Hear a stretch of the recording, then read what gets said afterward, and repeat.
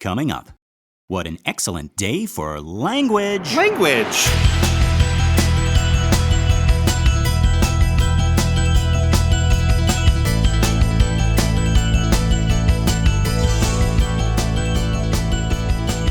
Well, howdy, folks, and welcome to Minute 90 of the Exorcist Minute, a show where we endeavor to examine, extrapolate, and excavate The Exorcist, minute by terrifying minute. My name is Lester Ryan Clark. And I'm Keenan Diaz. And we'll be your holy guides on this journey through what some have called the scariest movie of all time. Okay, so our minute begins again with that bedroom window. Had we just seen something, or was that just our imagination? Must have been your imagination, but our minute ends with a shot of hands holding a communion wafer. Ah, yes. Whose hands are those, and whose body is that? No, I don't know. What does this represent, or literally be? Yes, depending on your yes. I want to delineation be of faith. Yes, I want to be respectful. Yes. Is it actually the thing, or is it a representation of the thing? No, it's really the thing. It's really the thing. Okay. But yeah, so Karras is doing some detective work, right? In this minute. And I like the thematic link to Karras and Kinderman here, folks. You'll remember we just ended the last minute with a shot of Kinderman in a car across the street, and we realize he was there the whole time. The whole time? The whole time. Watching the McNeil house. And as Karras leaves, Kinderman glances up and sees something at the window. Or does he? Did he? Did we? I can't remember now. I'm too lazy to go back and check. So I'm just going to say, for my peace of mind, that it was our imagination, right? It couldn't possibly be anything up there. Reagan's sedated and tied to the bed, right? Yeah. For the first thing, yeah. Yeah. I'm sure we didn't see anything. It's the Mandela effect, the Pazuzu effect, right? And our mind is just playing tricks. Yeah. That's it. That's what I'll say. Much easier to sit with. Yes. I do want to point out that in our script, which is from December of 1972, so relatively early on in the production, we specifically will say that Kinderman sees something up there, he thinks about it, and he does not see the shutter slowly pulled shut. So it just makes that point that he is experiencing this Mandela effect, this deja vu-ish thing of like, no, it couldn't be or whatever, but then he doesn't see the real evidence of the shutters slowly closing. Interesting. Pay attention, Billy Kinderman. Kinderman, another Billy here. God, Billy F. Kinderman. Billy F. Kinderman. That's an explicative if ever I heard one. Right? Yeah. But yeah, so the last shot of this scene is him looking at that window, right? So we got Kinderman being a detective here, right? And in our next scene, we got Karras doing some detectiving of his own. But before that, we have another reading from the Book of Blatty for you folks. This is a scene that happens between our two scenes in this minute. And in this scene as well, Karras is playing detective, but he is interrupted by Father DYER. And that's one of the reasons I wanted to give us this reading here, folks, is we don't get enough DYER, right? We are in dire need of some more Father DYER. So here we go. A reading from the Book of Blatty. He looked up at the door as he heard a knock. Damien? Come in. It was DYER. Hey, Chris McNeil was trying to reach you. She ever get a hold of you? When? You mean tonight? No, this afternoon. Oh, yes, I spoke to her. Good, said DYER. Just wanted to be sure you got the message. The diminutive priest was prowling the room now, picking at objects like an elf in a thrift shop. What do you need, Joe? Karras asked him. Got any lemon drops? What? I've looked all through the hall for some lemon drops. Nobody's got any. Boy, I really crave one, DYER brooded, still prowling. I once spent a year hearing children's confessions, and I wound up a lemon drop junkie. I got hooked. The little bastards keep breathing it on you along with all that pot. Between the two, I think it's addictive. He lifted the lid of a pipe tobacco humidor where Karras had stored some pistachio nuts. What are these? Dead Mexican jumping beans? Karras turned to his bookshelves, looking for a title. Listen, Joe, I've got a... Isn't that Chris really nice? Interrupted DYER, flopping on the bed. He stretched full length with his hands clasped comfortably behind his head. Nice lady. Have you met her? We've talked, answered Karras, plucking out a green-bound volume called Satan, a collection of articles and Catholic position papers by various French theologians. He carried it back with him toward the desk. Look, I've really got to... Plain, down-to-earth, unaffected, continued DYER. She can help us with my plan for when we both quit the priesthood.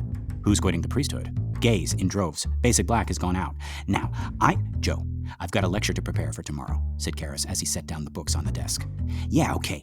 Now, my plan is we go to Chris McNeil, get the picture? With this notion that I've got for a screenplay based on the life of St. Ignatius Loyola.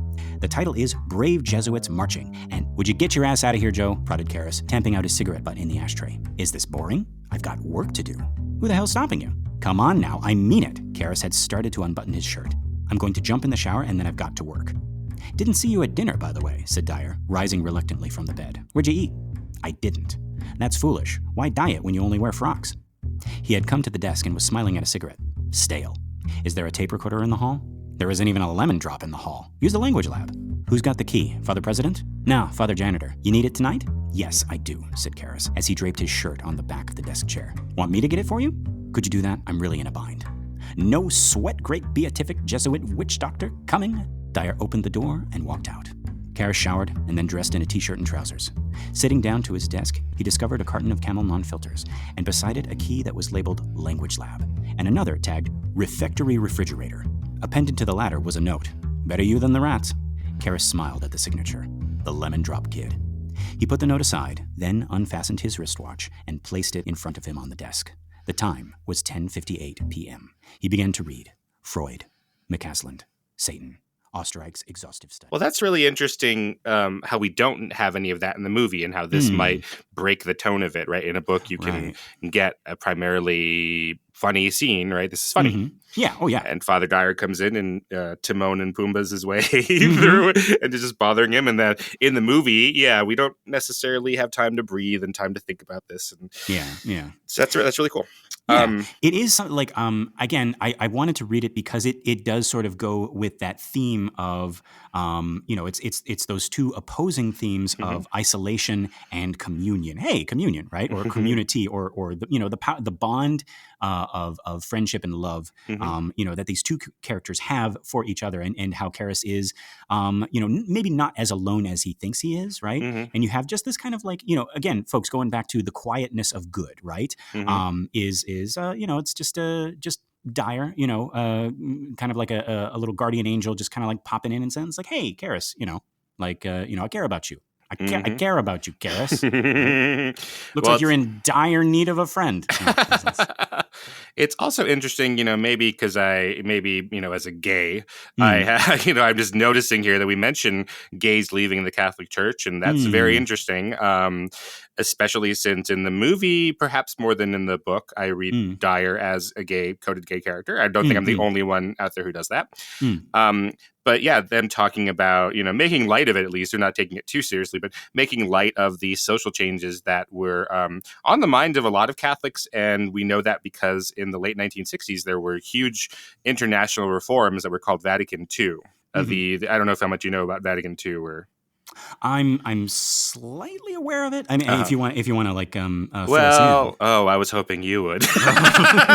No, but there are these great reforms because the church was seeing, with the youth movement and just the general, international downwards trends of attendance and recruitment for the Catholic Church, so the Pope at the time instituted some major reforms and had big councils, and this was things like. Moving away from Latin in the services. So, Latin was what the services has been in for hundreds of years, and it gives this sense of tradition. And there's this idea that that is more holy than saying it in whatever language you happen to speak in your real life, right? Right. But that also means that, if you are, in America, sure, but if you are in, Zimbabwe or South Korea, and they're talking to you in Latin, a language that's even further removed from your understanding of the world, right? What are you listening to, and how does that drum up, lifelong Catholicism and generational Catholicism? Right. Yeah. So they were thinking about things like that, and it was a huge controversy that the priests of the Exorcist's time would have been thinking about it. There were debates. Some people left the church because it was too liberal. At this moment, they were like, I don't want to be in this. This isn't the church I grew up with. This isn't my church anymore. Where you're saying, if we have a parish primarily of Latino immigrants, that we should be speaking to them in Spanish. I don't know this world, right? Right? So like to us, that sounds perfectly reasonable. I'm sure, like you didn't seem like, but that would be like, well, I don't know what this is anymore, and and so we had people who were leaving, and so so for DYER to address some of that here and talking about the downturn of increasing gay consciousness, and that's driving people away from the church is interesting, especially since a lot of, and it must still happen, but a lot of people who go into the priesthood at the time did it because they didn't want to get married. I mean, or nuns, right? So we had women who didn't, fit into the mold, and they didn't see themselves, whether they were conscious as gay or asexual, whatever. They were like, well, I don't want to get married. I don't know what that life sounds so terrible, but I can't be accepted as a single woman in the world except if I'm a nun. Right. Yeah. Interesting. This line right here, always like I still don't know what to think about this line. So he's like, who's leaving the priesthood? Oh, gays in droves. Right. And I mean, this is Father Cutesy Flip, right? Like he's being Timon. He's joking. He's wisecracking. Right. But I was also like, am I supposed to like? Is this offensive, or is he like? If we combine it with, like what we see in the movie, is this kind of like a little hint that Blatty is writing him as gay as well, or again, I'm a gay and I can't read it any other way. I don't know how to not read it that way. So I'd love to hear counter examples of that. But I mean that's how I'm taking it as well. I was like, and maybe because like I saw the movie and I was like, oh, okay, and then I read the book and I'm like, oh, this is how you do it. You couldn't do it visually because it's not a movie. You do it this way, and there you go. Yeah. So interesting. And then just off the show, I'm realizing now with this reading, is this offensive? Or what about like just him saying gays and droves? Blah, no, blah, blah, I think that's like. But he's also saying gays and droves because that's real. That's real. What was happening, right? All right. Cool. That they're losing people. They're losing young people. They're getting people who are identifying as spiritual and not religious, right? Like somebody, again, I don't want to put words in your mouth, but you are religious and you also are not dogmatic, and that was a big threat. If you said those types of things that you say on the show about your own faith journey in the 1971 or when the book is being written, right, you would be quite a rebel. Yes, yeah. It's interesting, like my relationship with with the Catholic faith, because I say I'm Catholic, right? Because that's how I was raised, and that's I guess you could say that's how God decided to introduce Himself to me. But then, I look at like all the boxes to check. It's like, well, like if you're Catholic, you must agree with this and this and this and this. And I was like, no, I don't agree with that. I don't agree with that. I don't agree. Like basically, like a lot of anything that the church says that like alienates other people. I'm like, no. I'm reminded though of what one of my favorite comedians, Dara O'Brien, said. He talks about he's this Irish comedian who happens to be an atheist, who's really into, like, he's a big science nerd, he's a big astronomy nerd and all of that. But he was raised Catholic, and he makes a joke about so being Irish Catholic, and but he says that he tried to leave the Catholic faith, but it wouldn't let him go. He says Catholicism is the most adhesive religion on the planet, right? You could do, like, no matter what you do, you could convert to Islam and you'll still just be, in the eyes of the church, you'll still just be a bad Catholic. Yeah, exactly. And I guess that's what I am, right? Like I'm just a bad Catholic. I can't get away from it. Yeah, and the Catholics that I know are non-Catholic people who follow the Catholic Church today, right? They are very much cafeteria Catholic. So when Pope Francis says, like, who am I to judge if someone has an abortion? They go, yay, hooray, hooray, hooray. Like, I'll take that. But then when Pope Francis recently said, it's really selfish of these millennials to not have children and instead treat their animals, their pets as their children, we go, no, boo. What's this? Oh, peach cobbler. I don't want this. Right, exactly. It's like cafeteria Catholic. And maybe not today, right? Maybe tomorrow I'll go back to that. Yeah. But I don't know if you had heard that from... Oh, no. I think you mentioned it on the show, Cafeteria Catholics. Oh, I no. like that. I don't know if you had heard that Pope Francis was against pets replacing children. No, I didn't hear that. Wow. Yeah, because some people are like, I'm doing that specifically to help with climate change and overpopulation. And, right. And he says, you're just being so selfish, you millennials. Isn't that kind of the opposite of being selfish, though? Yeah, that's... It's like for the environment? Yes, but how can you... how can you be fruitful and multiply if you're going out and having pets instead? Yeah, you should be making more parasites to eat more animals and chop down more trees. Yeah. Yummy trees, yummy trees. animals. Ozone. Yum, yum, yum, yum, yum, yum. Yeah, but anyways, yeah. So the polar ice caps, nice dessert right there. Refreshing. Yes.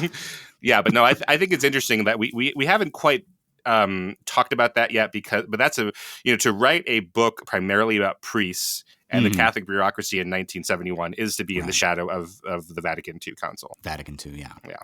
Vatican II, Electric Boogaloo. This time it's more empathetic. Yeah, it was though. Yeah. Vatican II. We're getting better. We're learning. Yeah. We're still just people. Right. That's what it is. Okay. Anyone out? Right. Okay. So yeah, getting back to this minute here, right? So just a little dose of DYER in there, because I feel like we don't get enough of him in this movie, right? So we got a little bit of book DYER there. We now are back in this minute. We're in the next scene, and we cut to what must be the most archaic tape player I have ever seen. If it's right in there with the Cardiograph 2000. It's even got a little bicycle bell and a whiteboard eraser for some reason. Do you see what I'm referring to? No, but you can't see the bicycle bell? Hold on, let me look at it. It's got a bicycle bell. No, I thought you were just and being a whiteboard silly, eraser. But... No. Okay, I see a whiteboard eraser and a bicycle bell. Yes. It's right there. Yeah. Yeah, absolutely. And then also the fast forward button is to the left and the fast rewind button is to the right, which I think is completely backwards. What the hell were people thinking?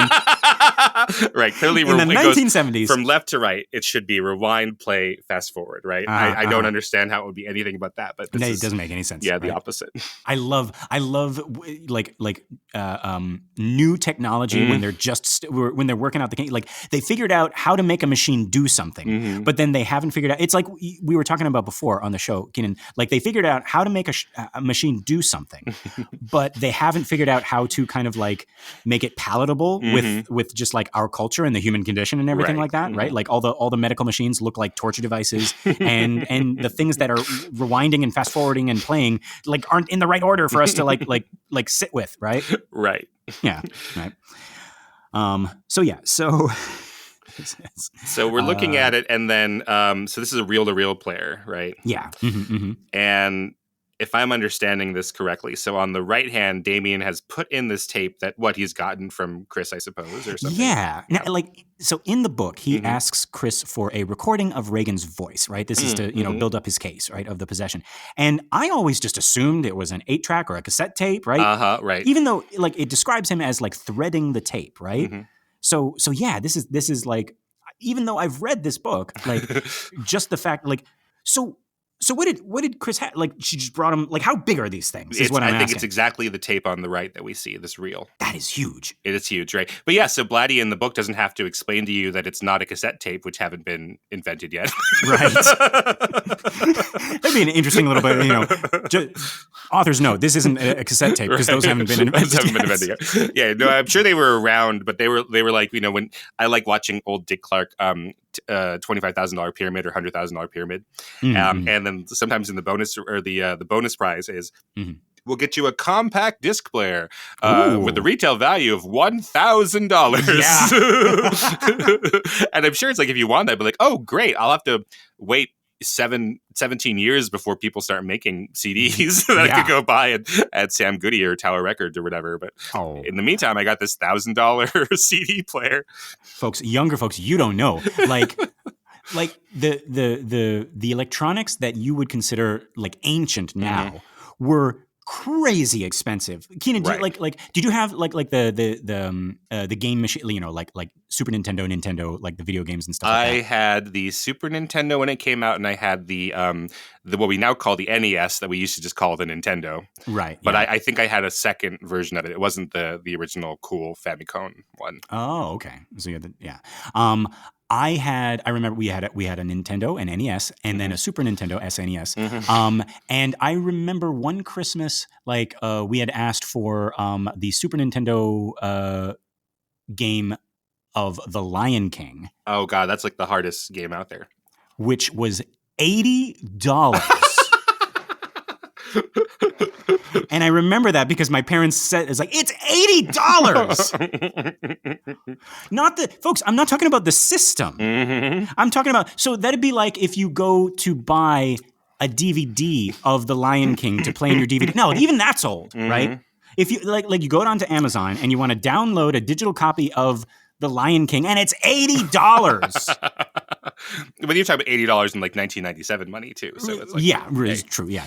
But that's the hardest game that I remember playing. I mean, I never got past the first level, so you spent $80 to just die repeatedly because like the first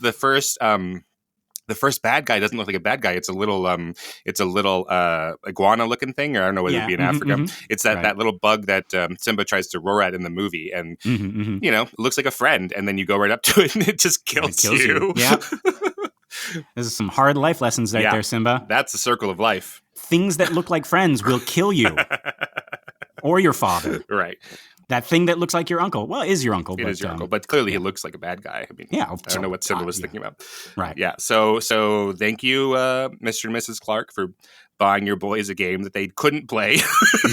No, did you get past level 1? Do you remember? I think we got farther. We got to like adult Simba. Levels. Wow. Yeah. I've never even seen them. I need to go pull up YouTube videos. I remember specifically the I just can't wait to be king level. Yes, I saw people play that. I didn't get there myself. And could not get past like just like because there's like this series of monkeys that you gotta manipulate and swing and then you bounce on this thing and they swing on the vines and it's like and just the fucking song. It's like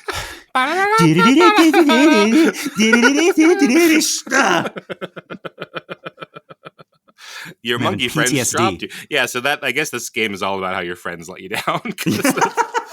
The monkeys are your friends. Yeah. And they drop you. Or they lead you down a path of grub eating nihilism.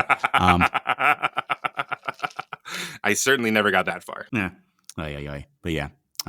Lion King, we're back. Hey, it was Timon. We had Father Timon in here.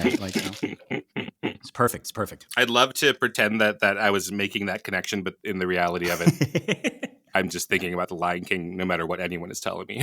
No matter what's going on. That's the Lion King minute here, folks. This was the Exorcist Trap. Exactly. 90 episodes of the Exorcist Trap in the Lion King minute. Yeah. We're finally out, right? Exactly. But yeah, so speaking of jarring transitions, right? So yeah, we got this weird machine back in our movie, The Exorcist. We got this weird machine and Reagan's voice. The last time we had Reagan and machines in one scene, it was very unpleasant. But now we got her voice calling out, right? And she's like, hello. And we get Chris's voice, and it's a little indistinct, saying, honey, that's too close. And I love the detail here to include the sound of them like figuring out how to use the tape recorder, right? Like that's a really nice touch. Yeah. Well, but that's a completely podcaster thing to say. No, but it sounds completely natural, right? It sounds the actors have really understood that. Like they get that really well. Yeah. You notice like in other movies, right? It's like, oh, there was a tape left. You better play it, right? Or a CD, or like something like go like turn on the recorded message and it always starts perfectly, right? It's never like is this thing on? Is it what's going on, right? Right. I do like in whichever one that is, Spider-Man 2 with Tom Holland. They all have home in the name. Spider-Man Homecoming, Spider-Man Far From Home, where it's right after everyone has died. And so they have the it starts with the morning video announcements at the school, and so it's the kids making their video, and it's like a tribute video to the Avengers who have died, but it's all got like star wipes and, and things from the high school editing lab. Oh my god. That adds a little bit too much realism to there. Oh no, it's very funny. I'm just saying it with a sad voice, I guess. It's very funny. Yeah. But yeah, so yeah, we got Reagan's voice, and you know what about Reagan's voice? It's really interesting. It's been a while since we've heard Reagan's voice, so it was kind of even jarring. So I was like, oh god, it's Reagan from before. Yes, yeah, right? It takes you just a half second to be like, oh, okay, I see what this is. Right, yeah, and so we got her saying it's like, Daddy, this is. Do you ever had a dream where you No. She Where you say move the microphone to stay back, and then you get possessed. No. The listeners thought we were done with that. That could happen anytime. No, anytime. That kid is still here. Along with me. Yeah. But yeah, so we get a shot of a needle going all over the place, right? And from there we get a great reveal of this room. I really love this shot where we move up and away from that needle to disclose rows and rows of empty listening stations, and we got Karras sitting alone in this little island of light. Right? He didn't even bother to turn the room lights on. Like, Karras, at some point, this is on you. You're making this gloomy for yourself. Yeah, right? Exactly. You could have turned the light. No. But oh, I don't know where the key is. Father janitor.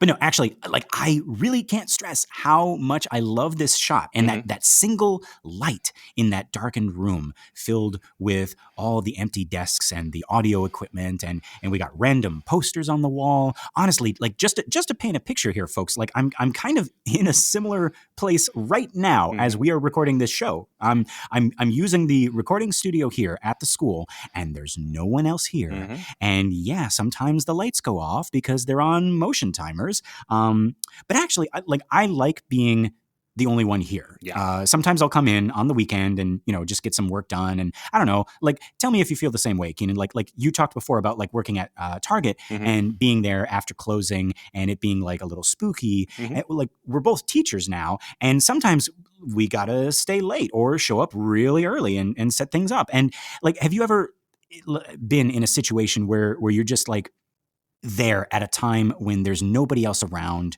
and you're grading papers, catching up on work, that sort of thing? And if so, like, do you like that or do you not like that? No, I do like it. I like it a whole lot. So I spend a lot of time on the weekends here at school, and then tend to take like weekdays off. And I like being different from everybody else, I suppose. And I think it's also a Vegas-y thing.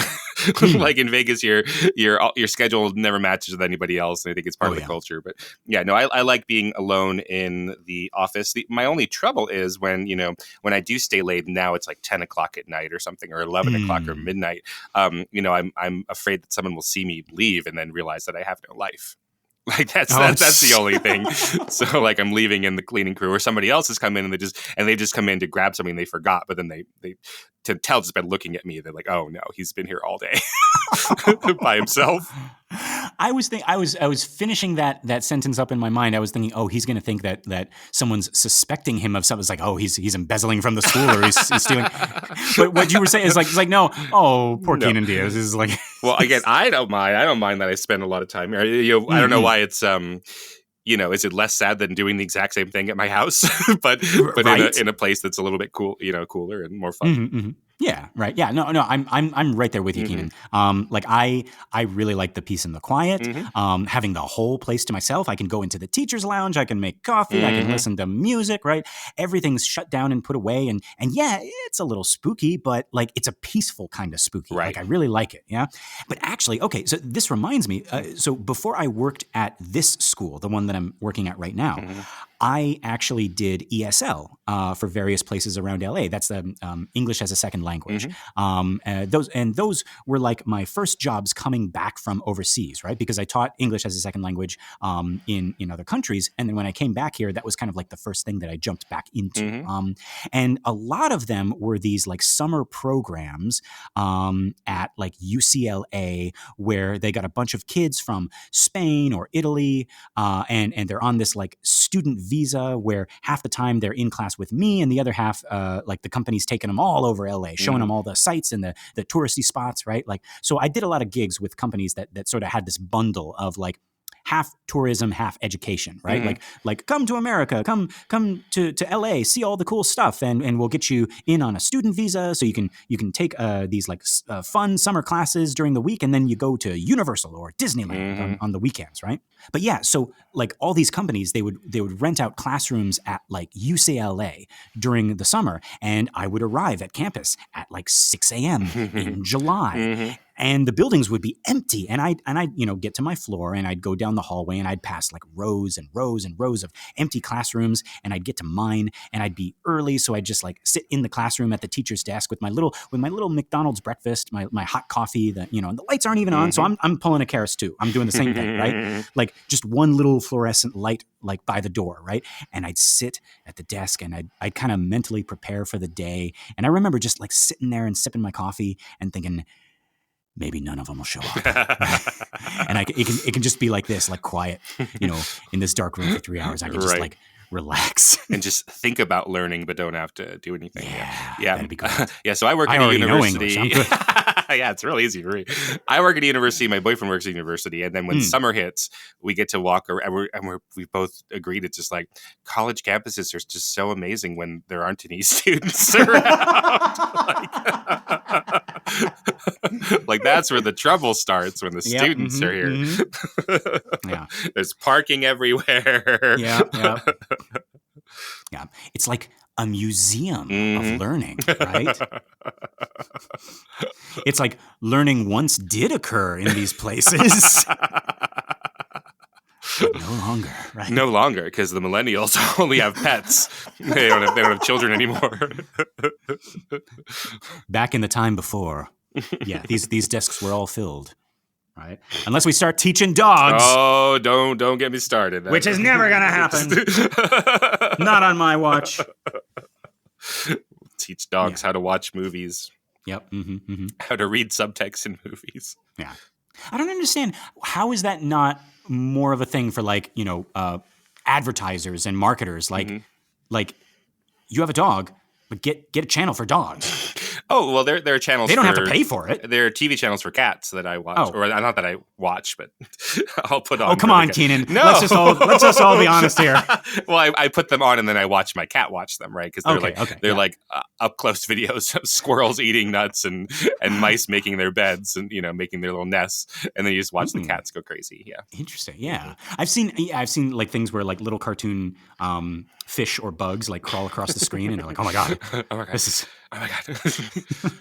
Yeah, my cats don't pay too much attention to TV unless there are animals on it. Like they like the Black Stallion about the horse a lot, or cartoons, right? So cartoons or footage, live action footage of real animals. But anything that's like people, like game shows or whatever, they don't care about at all. Yeah. This is just more of those.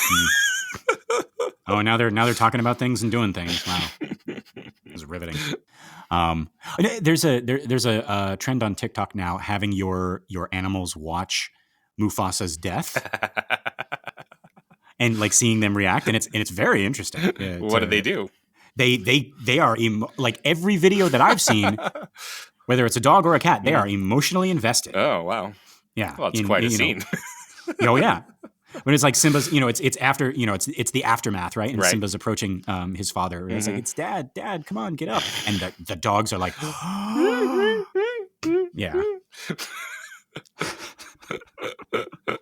Stupid dogs. Don't you know he's up in the sky with the previous kings of the past? Yeah. Don't worry about him. I just got to believe in the space religion, dog. Yeah. Well, that's why they're invested, Keenan. It's like, well, I know all dogs go to heaven, so I'm okay. But Mufasa is the strangest looking dog I've ever seen. Yeah, he goes into what a puddle later on. That's where Simba finds him. It's in a reflection in a puddle. He's first a puddle, and then he you know, because we know about the water cycle. Right. Then he becomes a cloud.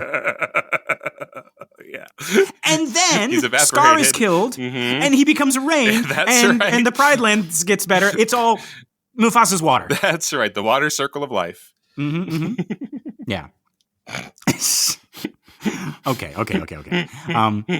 But yeah, so back to this language lab at Georgetown University, and we can see actually some languages up on the walls here. Now, the one up in the top left by the clock is in Swedish, and it says something I can't make out. It's like the first word is, so it's like something, and then talar inte mycket svenska. So, and we know svenska, Swedish, right? Right. So that translates to blank doesn't speak much Swedish.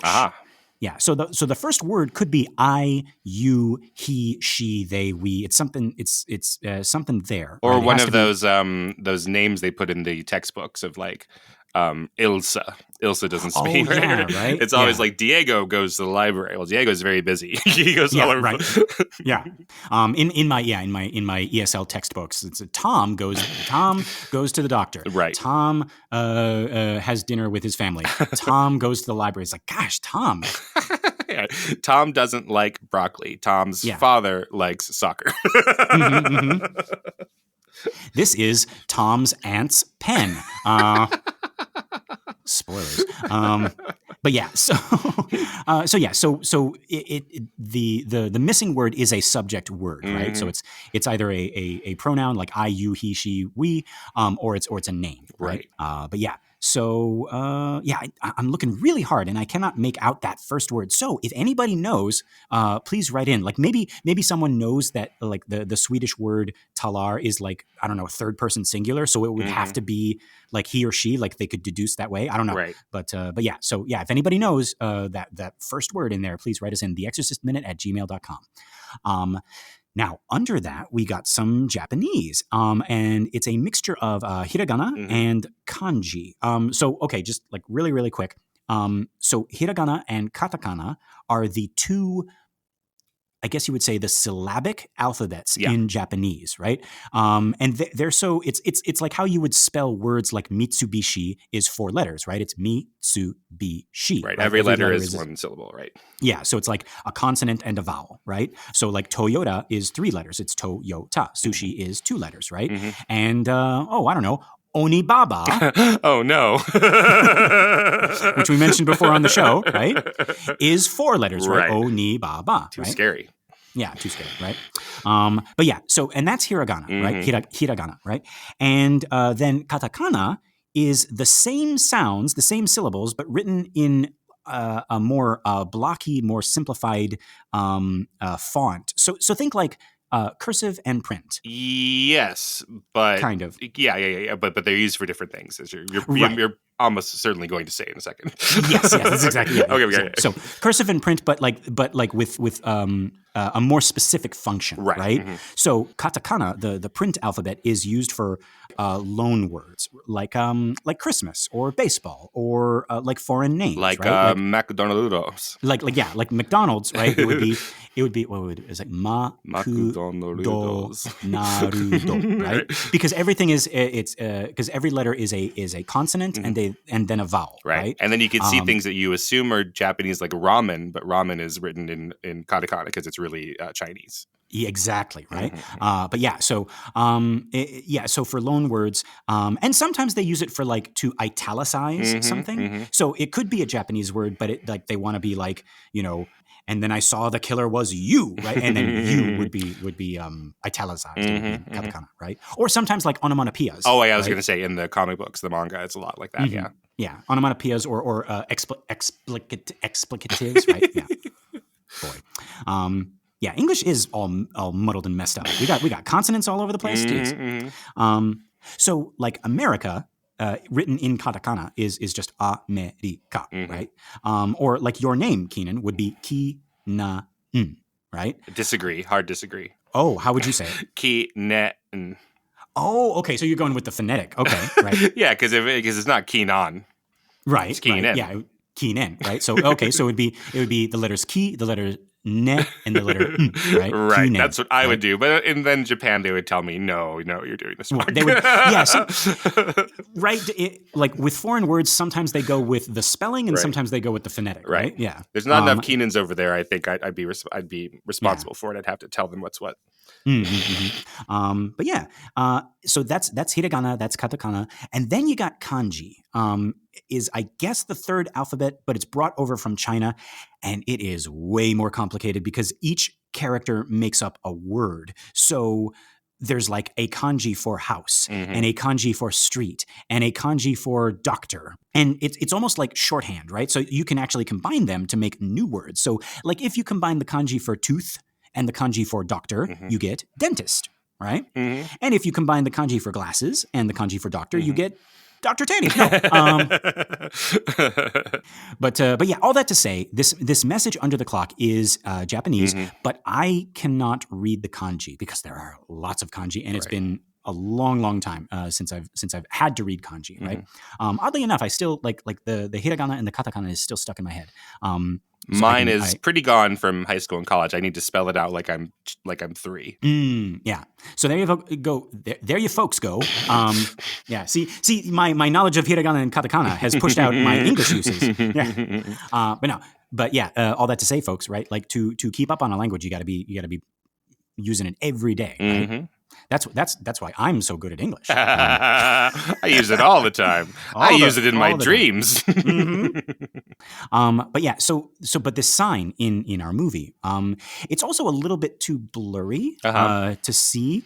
But I was able to find an article with a little bit more information. This is appropriately enough from FaustusNotes.com. Great, and it is titled "Tasukete: The Japanese Warnings in The Exorcist." Now, the title is referring to the next sign that we're going to talk about, but it also mentions the banner under the clock. So I just want to read a little bit here. Faustus Notes says, "The first kanji in particular is impossible to read, but the second one appears to be a kanji for terror. Writing the first unreadable kanji as a hyphen, it appears to say hyphen u yori osoreo, which could loosely be translated as, rather than doing something, be afraid, or more bluntly, terror over something." And then they say, "I think the first kanji is either osou, to attack, or suku, to save. So it is either terror over salvation or don't fight, be afraid." Right? Or maybe I'm guessing like if we're mixing these things, right? Like don't save, be afraid, right? Rather than save, be very afraid, right? And that's a very apt warning for Damien Karras, given how this movie ends, but it is too subtle for him to understand. No one in this story can read Japanese, so why is it there? That's a very good question. Yeah. Well, why do you think? So that is Faustus Notes' question there. He says, no one in this story understands Japanese, so why are these signs there? Well, it could be, this is the lazy explanation, but it's the funniest, I think, is that the designers found random Japanese, like the shirts that they'll sell in, in China or Singapore that say in English, "fuck vegetables," and you see little kids wearing them, which is just the cutest thing ever. So it'd be the reverse of that. Is like we just throw see some Japanese up there. It's like, oh, this looks good, and we have no idea what it says. Right? No, I don't believe that, because these are professionals, and even in 1972 and 3, when they're making this, there were some resources. They probably chose all of these. Yes.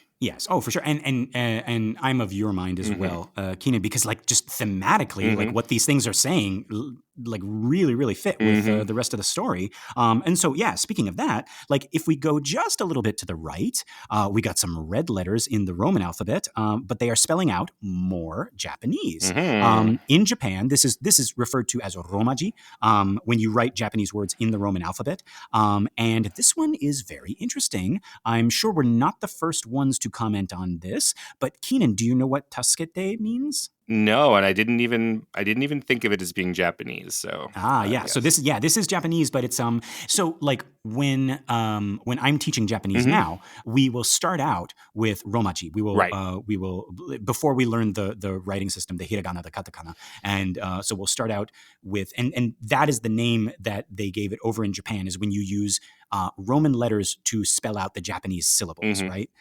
So this is taskete. It's like an imperative. It's like telling you to do something, but that's about as far as I know. Yeah. So very good, very good. Oh, Yeah. So you remember your grammar, right? So yeah, anything that ends with te, right? So yonde, taskete, tabete, right? All of that. It's like telling you to go do something, telling you to like do this, do that, right? And then if you say kudasai, and there's a taskete kudasai, it's like please, right? So do you want to? No, I have no guesses. Oh no. Yeah. Do you want to do a little Google search right now? Oh, you want me? Oh God. Yeah. I want you to find it out on the air. Well, this is scary. Okay. Japanese tasukete. Help me. Oh no. Yes. That's terrible. So, like very fitting here, right? So we got on the one side, right? We have like terror over salvation, or is like don't help, be afraid, right? And then in red we have help me. And in the Swedish banner, which you were telling us means like such and such doesn't speak much Swedish, right? That reminds me of like that's one of the tasks that that he has to find out is like, does she speak foreign languages or not? Because in her real life she doesn't, and then as she's been possessed, she does speak foreign languages. Oh my God, I didn't even clock that one. I was looking at the Japanese. My gosh. But right, like that's how we make a case for exorcism, is if she's speaking languages she doesn't know how to speak. Right. Does she know the language that she's, it's like, speaking in tongues, but did she get it from a textbook? Doesn't know much Swedish. Doesn't know much Swedish, right? We know that. Help her, don't help her. Oh my gosh. Help her, don't help her. Don't help her, be afraid, right? Wow. It's so Keenan, it's almost like the world is screaming for Karras to do something, to save this girl, but he can't hear it or see it or understand it. Well, isn't that just his problem? Well, yeah, I think that's his main problem. Oh yeah. Karras, pay attention. Sheesh. See the signs. What do I got to do? See the sign. Look, you Lord, give me a sign. You literally said that. Just turn around, right? Well, that's all very cool. Yeah. So okay. So let's talk about what's actually going. Oh, and by the way, yeah, there is another banner over on the far right wall. That is in Chinese. I could not figure out what that one was. So I apologize, folks. If anybody knows that one, please write us in the Exorcist Minute in Gmail. Or the Exorcist Minute in Gmail. The Exorcist Minute at gmail.com. Yeah, like that was the only one I couldn't get. Does one of them say dog? Am I making that up? Let's see. There's one that looks like a person, but it's got a little mark. Is that dog? Oh, I see what you mean. Well, okay, that's the problem. Because the kanji in Japanese and then the Chinese characters are visually the same. But they are pronounced differently, and sometimes they mean different things. And if you want to learn Japanese, or if you want to learn Chinese or Cantonese or any of those languages, it's too late. You're too old. Yep. You'll never. Yeah, your brain is already fully formed. It's no more. It's lost its elasticity. It's just a hard peach pit in the middle of your head. No. Don't ever try to learn other languages. Give up. No. What were you going to say as someone who did, as an adult, go to other countries and learn other languages? Oh no. Yeah, I would recommend. I would just like, try to. Learning a new language is great. What was I gonna? How was I gonna finish that? There is no advice except to go and live someplace where you're forced to say it. I think. Yes, that's the only way. Best way. Yeah, best way to learn a language is to be there and just live there. Right. Yeah. Like Charlize Theron learned English after she moved to America and just watched TV, but so she was trying to audition. I don't know. To become a successful movie star, anybody like anyone in the arts, you had to be a little delusional, I think, right?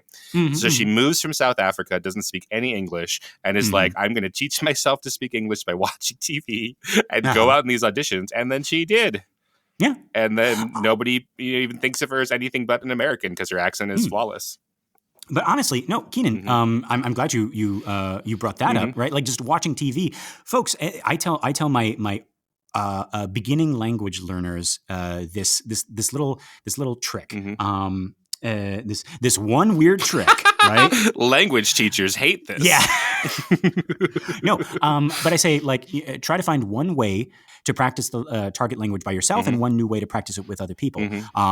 And when I say practice, practice rather than study, right? Because it's like learning to play basketball. You know, Michael Jordan didn't read basketball books and then become Michael Jordan, right?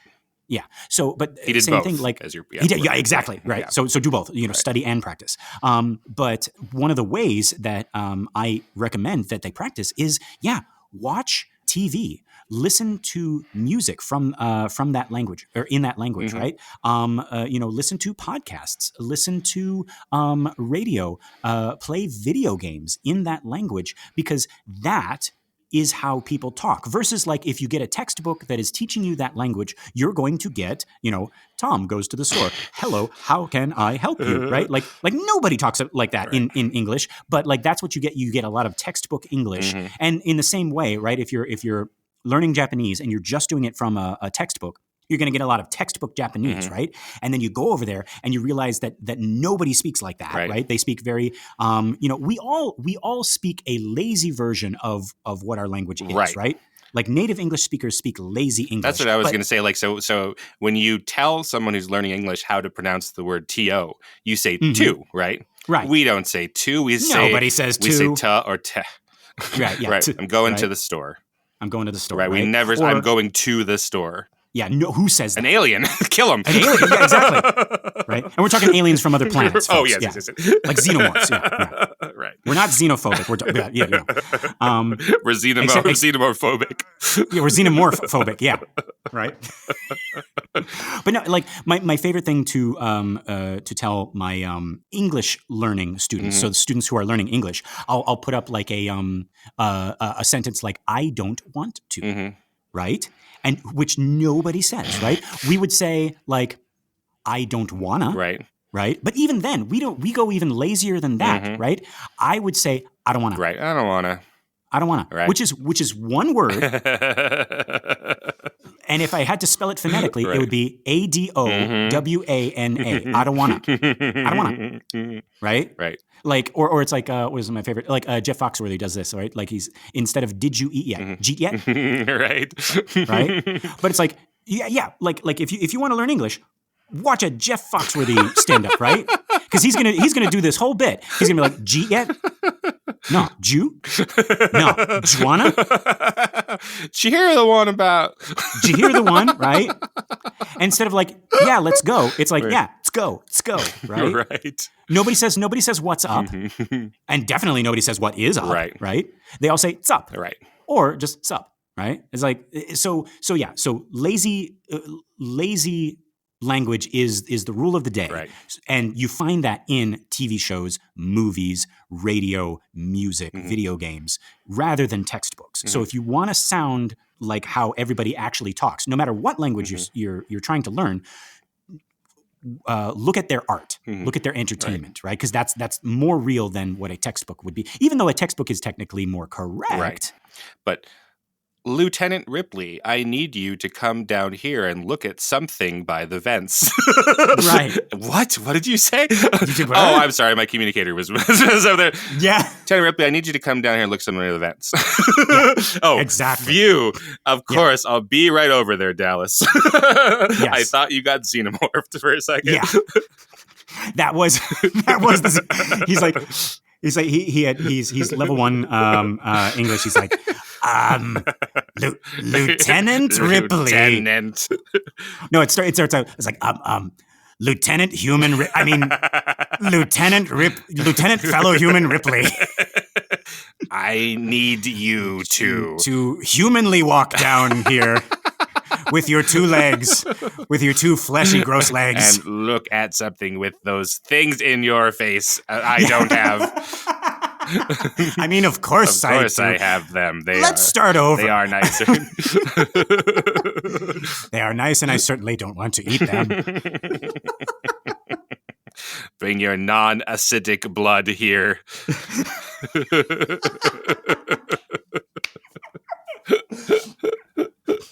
Oh, this is our new friend, the ESL, the ESL alien. All right.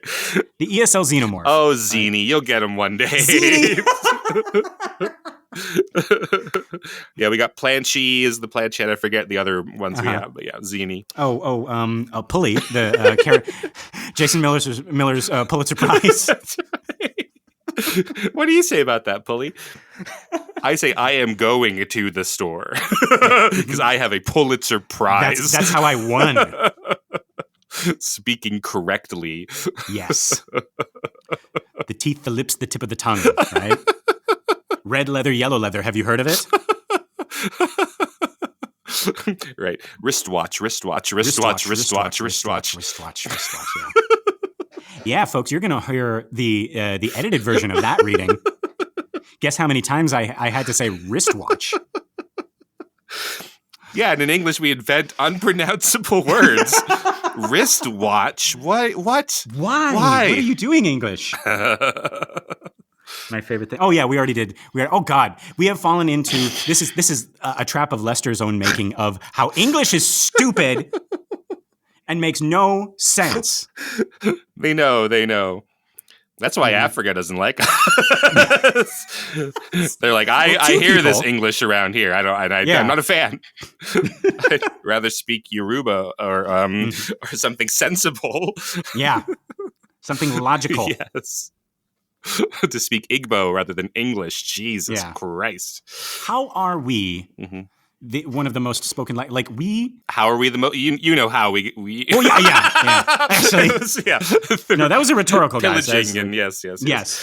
We are the language of forced conversion. Yeah, looting and plundering and fear and terror. Yes. Oh yeah. And just when the English stopped doing it, we started doing it. So we picked up the mantle. Yeah. I say we should really stop forcing other people to. Don't you worry about a thing. We got it from here. Oh dear. We'll carry on for you, Grams. You take a sit down. Yeah.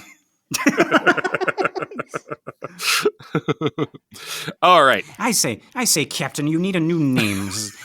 Oh, Captain. Oh, I'm sorry. What was that? What was that greeting? Howdy? Oh. Well, you just mash two things together. That's what we do. Right. Yeah. All right. Listen, out of this language trap, and we're still in this language trap. Oh no, and we're still speaking English. Yeah. Once the Tower of Babel fell, it was just all. Yeah. Hey, Babel. That's where. Yeah. Well, no, everybody knows that. Yeah. But yeah, if we could speak Esperanto by next episode, that'd be really great. Oh, that would be just simplistic. Yeah.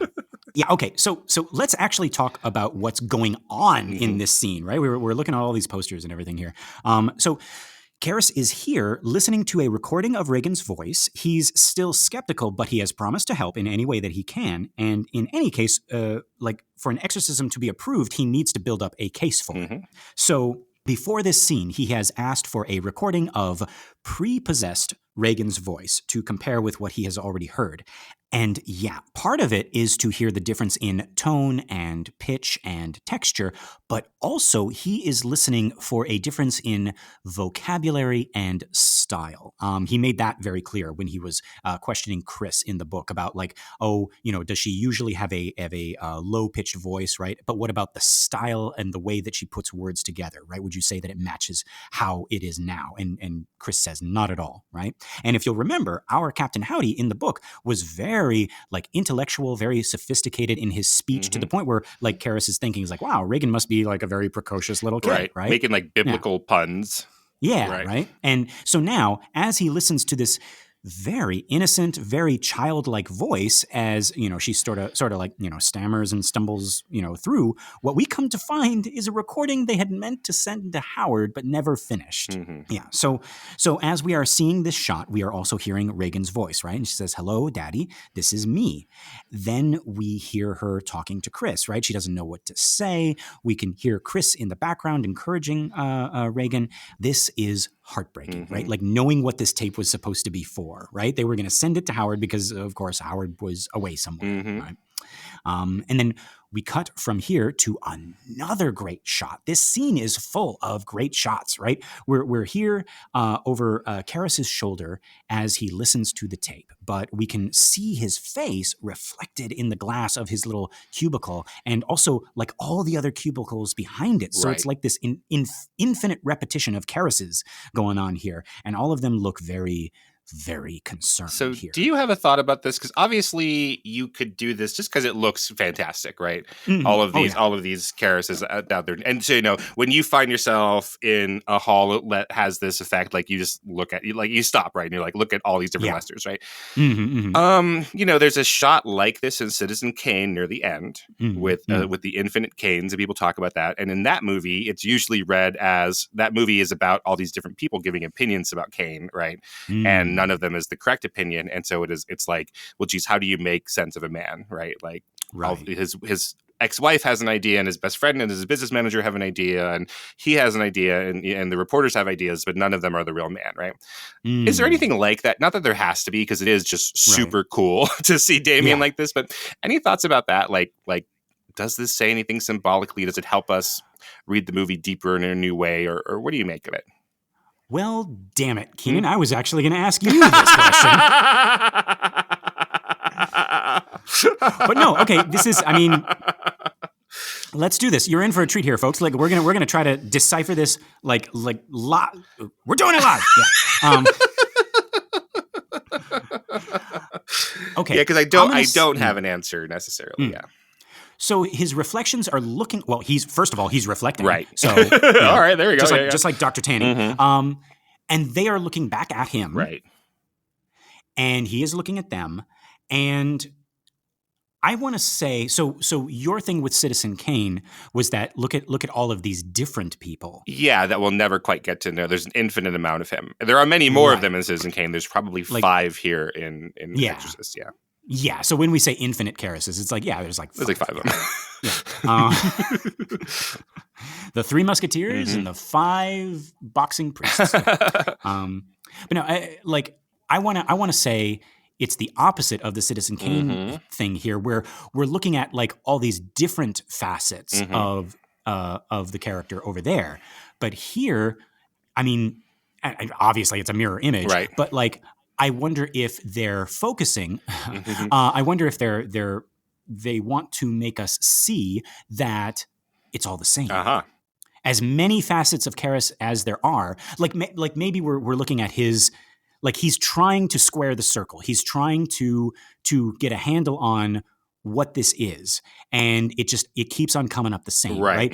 In the same way that like there is that scene where Kinderman is examining his kind of like collage of evidence, and he like, no matter how he manipulates it, no matter how he looks at it, it all comes up the same. It all comes back to like Reagan killed Burke, right?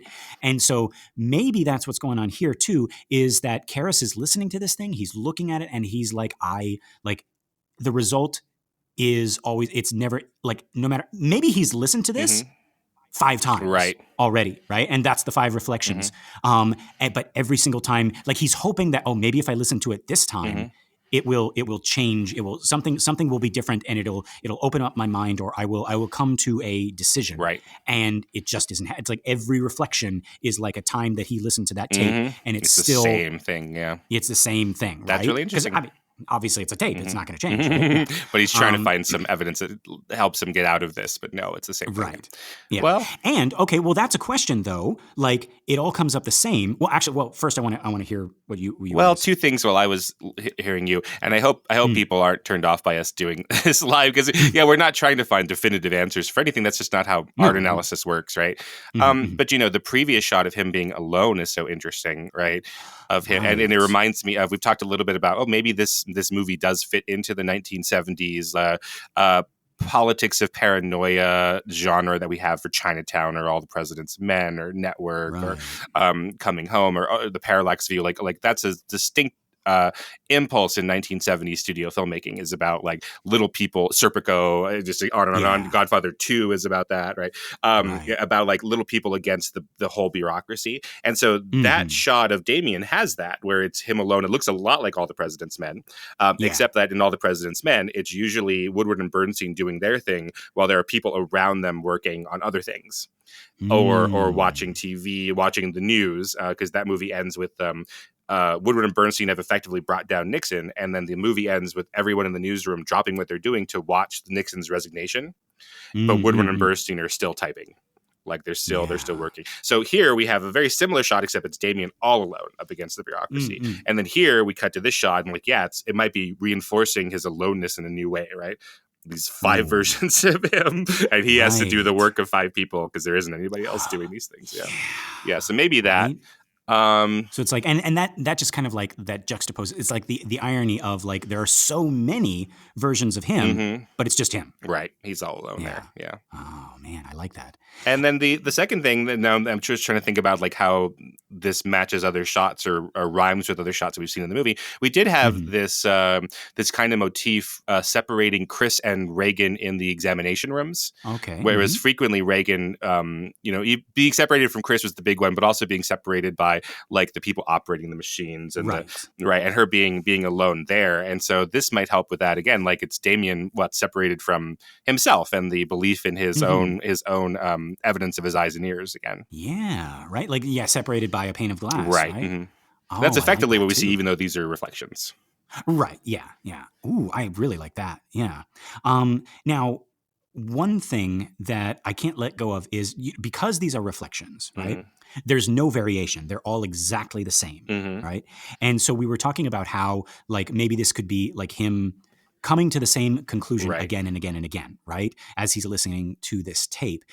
And I wanted to ask you, Keenan, so if he is coming to the same conclusion, what is that? Is it that I just met a demon, I just met a sick girl, or I can't come to a conclusion? I think it might be that like he's gone to find the evidence so that he can take it to Chris and be like, look, it's not going to happen. We don't have the evidence to make our case to the bureaucracy of the church. And now he's there. He's like, well, gosh, it really is there.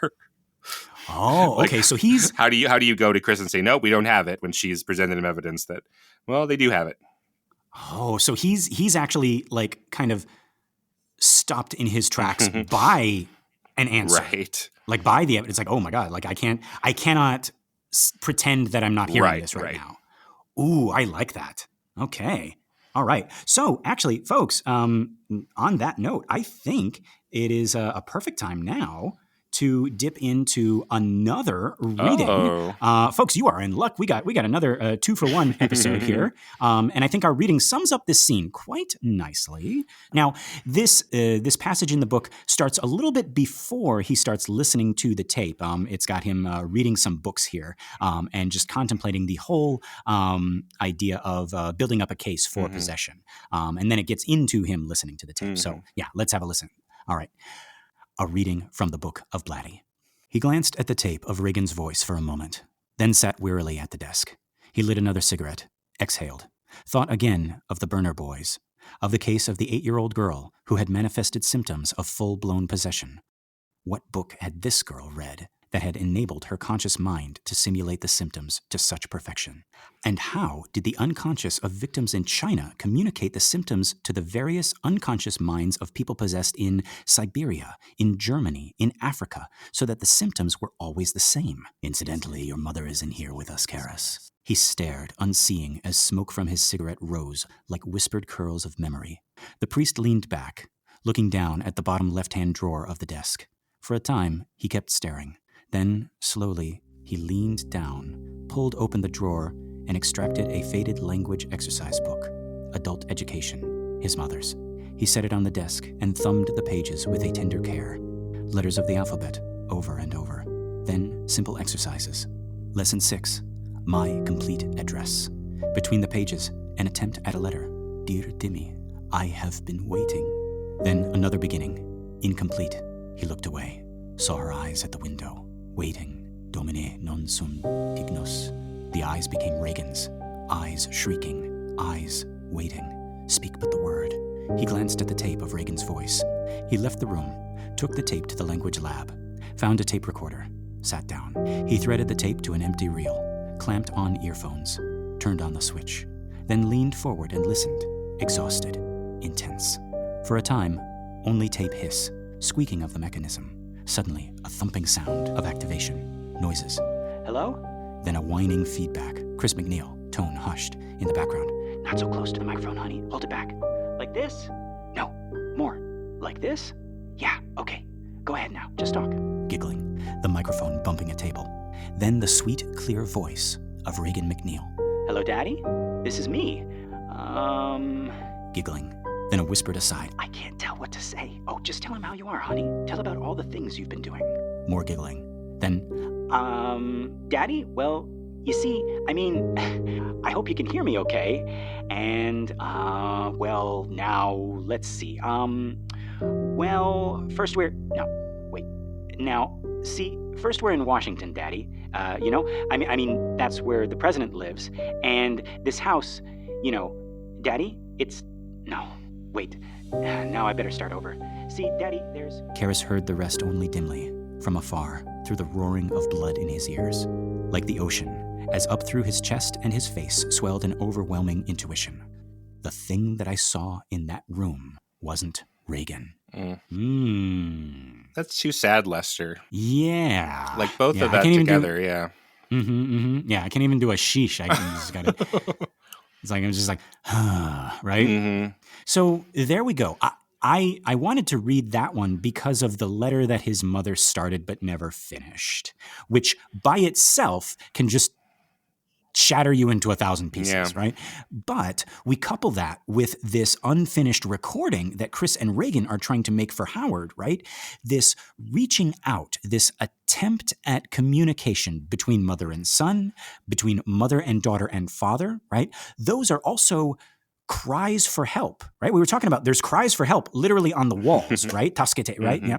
But these were cries for help that were never finished and never heard. And honestly, I don't know how much Karras is associating the case of Reagan with that of his own mother, if at all. But at least in the book, we get these little flashes of, well, you couldn't save that one, but maybe you can save this one.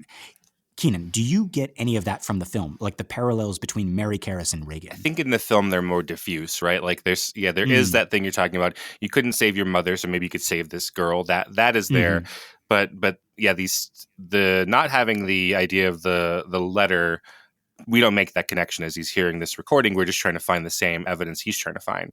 But in both the book versions, I mean, they're both trying to communicate, Mary with Damien and Reagan with Howard, and they're unable to because of like a fear of imperfection, right? Right, yeah, she can't. I didn't even think about that, right? Like she doesn't know what to say, and she has to start over, and so she never finishes it, and Mary, rather than it's too sad, Lester. rather than work at it a little every day, sending a short letter, sending a letter that starts in English and then switches to Greek, which she could probably read and write, and then explain. That's as far as I can get this time, right? Mary. I'm thinking about this live, right? But Mary is ashamed or like afraid that she's not good enough for her son, right? He thinks that he's not good enough for his mother, but she thinks that she's not good enough for her son, who's gone off and done these great things. And that's like the English has to be perfect, or else don't do it, right? Oh, and then he's the learned priest who went to Harvard, and she and Reagan thinks the same thing, right? If I'm not this perfect daughter, then Daddy's not going to come back, and that gets proven correct because she's a terrible daughter. And that's why oh my God. See, I was writing this whole other story as to why the tape never got sent. I thought like they started this new, it's like, hey, this is innovative and fun, Right. and will distract you from Right. like what's really going on. Let's play with this tape recorder. Right. Hey, and but then, like, I don't know, the novelty wears Mhm. off, or Howard is no longer in the place, like, because he's going all over the place. He's in this place in Right. Europe. He's over here. He's in Rome. Mhm. He's in here. You know, and so like they lose track of like where to send the Mhm. tape, or maybe just like, you know, Chris is like, oh honey, let's not, let's not worry about it right now. Right. We're gonna see him, you know, in a month or something like that. Mhm. Let's put this thing away. But now you're saying that it was Reagan's choice not to finish it and send it because it wasn't good enough. Yeah, Oh my because God. she doesn't finish. She's like, oh, I don't know. There's nothing. All I could tell him is what we've done with my day, and it's not interesting, right? And he doesn't want to hear about me. Right. He wants to. I don't have anything exciting or intriguing to tell he him wants just a more about me. interesting daughter than me, or else he'd be Oh, here. God. Or else, why is he gone, Lester? Keenan. Well, isn't this just fitting? I dropped the thing with like Mary Karras' unfinished letter on you, Awful. and you dropped this. Oh God, Terrible. We're both sad, folks. Are you happy? Right. Oh God, jeez. But yeah, I think the theme for this scene is unfinished communications. Yeah, absolutely. Right, Mhm. and then also like unseen and unheard, right? Because Karras has his back to those messages telling him to either save this girl or to watch out and be afraid, right? And he's got his back to both of those. Like how right? he didn't get this letter until after she was dead, you know. Oh, No, God. why, Dimmy? Why do? Oh God! All right, every time it surprises us. Yeah. And then we got we got another sign here in Russian. Right. I don't even care. But no, it's just the word. It's the word for speak. Right. Yeah, it's govorit, or I don't know exactly how to pronounce it, but it's that's all we see of this sign is the word for speak. Right. Speak but the word, and my soul shall be healed. Maybe. I don't know. Yeah, it's just speak. Just say something to me. Speak. Yeah. Help me and speak. He doesn't know any. Help me and speak. Speak. Yeah. Oh God. Now, folks, we are coming up on an exciting moment here. As Karras gets deeper and deeper into this case, he starts to see and hear things, again with the seeing and the hearing, that honestly are quite terrifying to him. And they whisper the possibility. And I think this goes with what you were saying, Keenan, is how he is reacting to this voice on the tape, right? These things that he is going to see and hear later on are whispering the possibility that maybe, just maybe, there really is something out there. There just might be a God in all of this. And I really like that. What leads him to this realization is the possibility that the devil is real, right? It's this really cool juxtaposition where, like, you would think maybe someone else would get like more and more terrified, like, oh my God, the devil is real, right? But Karras is like, oh my God, the devil is real, right? Like, and I love this weird flavor of this realization, right? For Karras, like how it does the exact opposite for him, right? It opens up a way for him to repair his relationship with God, a relationship which he thought in his despair was one-sided. But now at last he is finding hope. And I hope you'll stick with us, folks, because we're going to see how Captain Howdy plays with that and plays with Karras, giving him just enough hope and then snatching it back, right? Like, pay close attention to the miracles and the signs. Talking about signs again, right? Pay close attention to the signs that Captain Howdy allows to happen and how he sort of toys with Karras like a sadistic cat with a mouse. But yeah, so now it's interesting we're talking about hope here. Like I said, Karras is on the path to hope. And our last shot, the last shot of this minute, but the first shot of a new scene, is of hands, a priest's hands holding the communion wafer, right? Which is a sign of faith, right? I like the juxtaposition here too, right? Like, we got the language lab in near total darkness, right?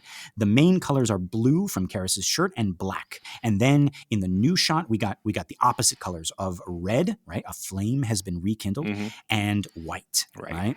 So I really, really like this, and we're gonna get to this minute.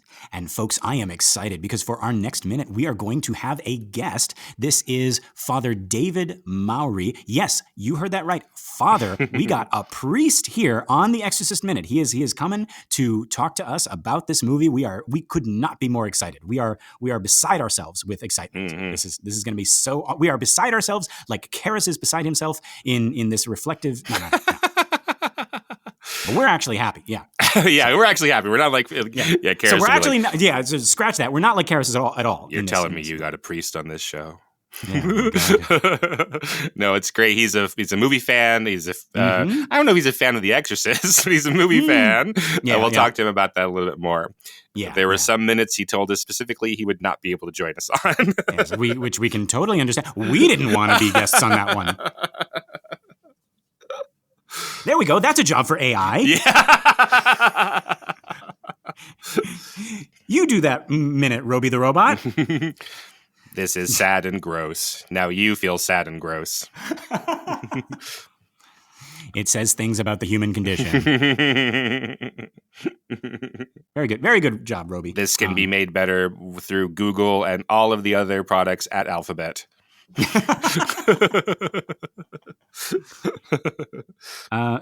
We will pick back up with this scene in the next minute. But for now, that is all my notes. Keenan, is there anything else we missed? No, I think we got it. All right, folks, this has been another excellent Exorcist Minute. I've been Lester Ryan Clark. You can reach me on all the socials as Lester Ryan Clark. And I've been Keenan Diaz, and you can find me on Instagram and Letterboxd as Howdy Keenan. Yeah, we got our listener group, Compelling Conversations. Go check that out and request to join, and we'll let you in here with us. And thank you so much to everyone who has shared our show by word of mouth and on social media. And a big thank you to everyone who has given us a 5-star ratings on iTunes or Spotify or wherever you listen to our show. We really appreciate it. It's going to help our little podcast grow and find more cool people like you. And once again, folks, we are now part of the True Story family. That is trustory.fm. So go check them out and listen to all their awesome podcasts. We're really, really happy to be part of the True Story family. Okay. Keenan, are you thinking what I'm thinking? I think I am, Lester. Folks, until next time. The power of Jeff Foxworthy compels you.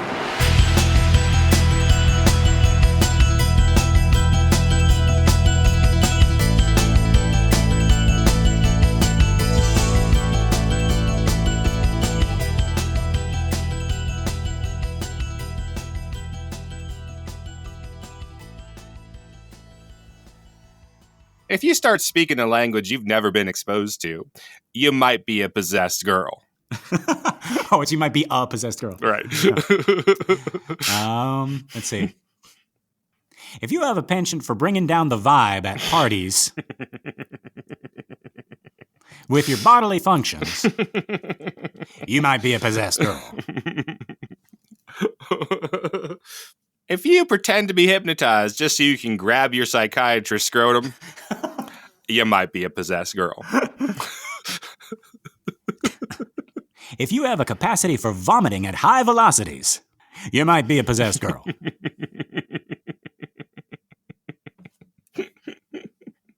If you convince 2 priests to come over to your house to do a house call and you kill them both,